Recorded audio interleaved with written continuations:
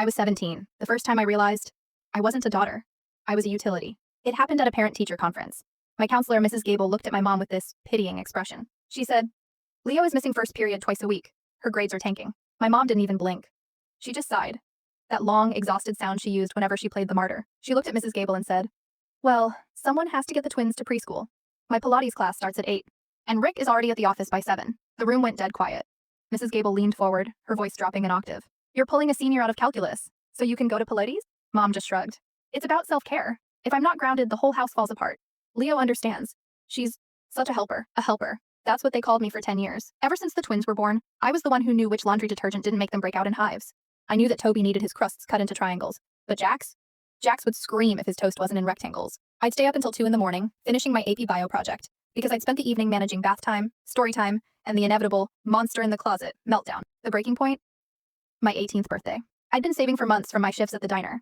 I wanted to take my friends out for burgers and a movie. Just 3 hours of being a normal teenager. I walked into the kitchen, dressed and ready, and my dad handed me the car keys. Not to the Corolla, to the minivan. "Where are you going?" I asked, my heart already sinking. "Oh, thank God you're ready," he said, not even looking up from his phone. "Your mother and I got last-minute tickets to the gala. The sitter bailed. You'll need to feed the boys and get them down by 9. I stood there, looking at the keys. "Dad, it's my birthday. I have plans." He finally looked at me and his face went hard. "Leo, don't be selfish. We do so much for you. The least you can do is help out with your brothers for one night." One night. As if every night for the last decade hadn't been one night. That was the moment the switch flipped. I didn't yell. I didn't cry. I just put the keys on the counter. "No," I said. He laughed, like it was a joke. "Excuse me? I'm 18 now," I whispered. "I'm not a babysitter. I'm not a third parent. And I'm definitely not your free labor anymore." I walked out the door. I heard him shouting about disrespect, but I didn't turn around. I moved in with my cousin 3 days later. Last week, my mom called me, sobbing. She said the house was a disaster. The twins were acting out. She couldn't find the spare keys or the pediatrician's number. She asked, "When are you coming home, Leo? We need you." I looked at my dorm room assignment. I looked at the coffee I was drinking while it was still hot. I told her, "I'm not coming back, Mom. I'm finally busy being a kid." I hung up, and for the first time in my life, I didn't feel guilty. I just felt free. It had been 3 weeks since I walked out, and for the first time in my life, the silence didn't feel like a threat. I was sitting in the library actually studying for my midterms when my phone buzzed. It was a text from my dad. "No, how are you? No, happy belated birthday." Just a photo of a pile of unpaid medical bills and a message that read, "The twins have the flu. Your mother is at her limit. Stop this little tantrum and come home now." I stared at the screen until the light dimmed. The old Leo, the helper Leo, would have been halfway to the minivan by now. I would have been measuring out ibuprofen and steaming up the bathroom to help the boys breathe. But then, I looked down at my notebook. I had written a list of things I'd done this week. I went to a movie. I ate a bowl of cereal at midnight, just because I wanted to. I slept 8 hours every single night. My thumb hovered over the block button, but then the phone rang. It was my Aunt Sarah. She's the only one who ever saw the bruises under my eyes when I was 15. "Leo," she said, her voice soft. "Your parents are telling everyone you've had a breakdown. They're telling the neighbors you're unstable because you left them in a lurch." I felt that familiar heat rise in my chest. Unstable? I wasn't unstable. I was finally stable because I wasn't carrying 4 people on my back. I told her, "Let them talk, Aunt Sarah. If being stable means being their unpaid nanny until I'm 30, then I'll take the unstable label any day." That night, I did something I'd never dared to do.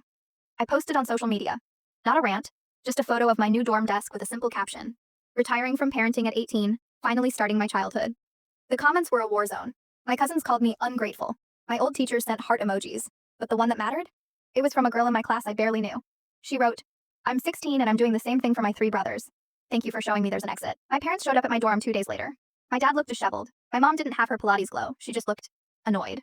"Leo, enough," my dad said, crossing his arms. "We'll give you an allowance. We'll even let you have Friday nights off. But we can't run the house without you. It's chaos." I looked at them. I mean, really looked at them. They didn't miss me.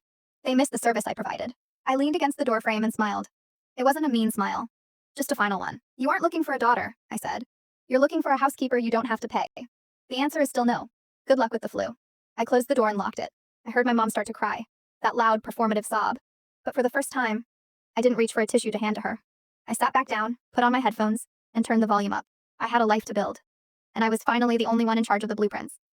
The vibration of my mother's fists against my dorm door eventually stopped. The silence that followed wasn't just quiet.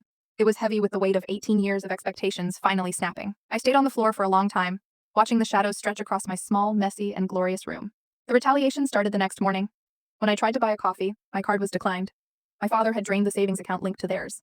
I sat on a campus bench, staring at a balance of 0 yarned. But I didn't call them. I didn't beg. Instead, I walked straight to the University Student Union, applied for an emergency student loan, and got a job at the campus mailroom. That night, my phone lit up with a text from Maya.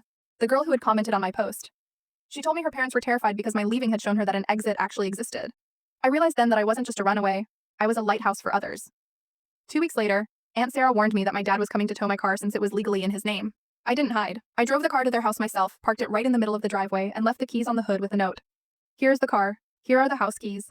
Here is the list of the twins' allergies. I am officially resigned. As I walked away, my dad roared from the porch. You'll be back once you realize how hard the real world is. I didn't even turn around. I had been living in the real world since I was 10 years old. They were the ones just moving into it. Back in my dorm, I looked at my reflection. I didn't see a helper anymore. I saw a woman who was finally, undeniably, free. I put on my headphones and started to study. I wasn't studying to escape my life anymore. I was studying to arrive at it.